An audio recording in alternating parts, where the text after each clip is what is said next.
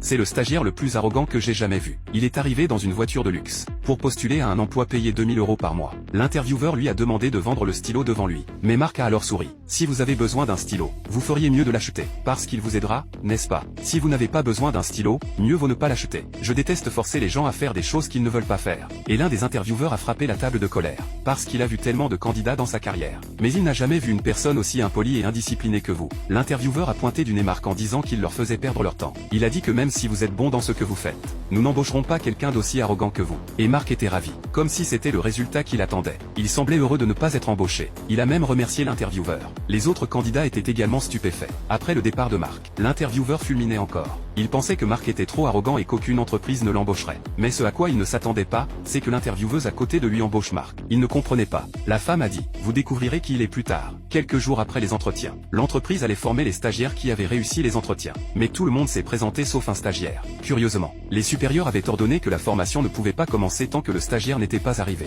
Et le stagiaire en retard était Marc. Le formateur était furieux. Durant toutes ces années dans l'entreprise, il n'avait jamais vu un formateur attendre qu'un stagiaire arrive pour un cours. À ce moment-là, Marc conduisait sa voiture de luxe jusqu'au sous-sol de l'entreprise. Dès qu'il a arrêté la voiture, l'agent de sécurité lui a dit que cette place de parking appartenait au président. Marc a dit de laisser le président changer de place de parking. L'agent de sécurité était stupéfait. Comment cela pouvait-il être possible? L'agent de sécurité n'a pu que le poursuivre du sous-sol jusqu'à l'étage. Quand l'intervieweur l'a vu, il l'a interrogé sur la situation. L'intervieweur n'a pas été surpris d'apprendre qu'il avait pris la place de parking du président. Puis elle a secrètement dit à l'agent de sécurité que même le président devait lui céder la place. L'agent de sécurité n'avait d'autre choix que de le laisser partir. Elle a demandé à Marc de lui donner les clés de la voiture et de changer de place de parking. Les autres stagiaires dans la salle étaient abasourdis. L'intervieweur a en fait garé la voiture pour un stagiaire. Il pensait que les antécédents de cette personne n'étaient pas simples. Puis le premier jour de formation a commencé.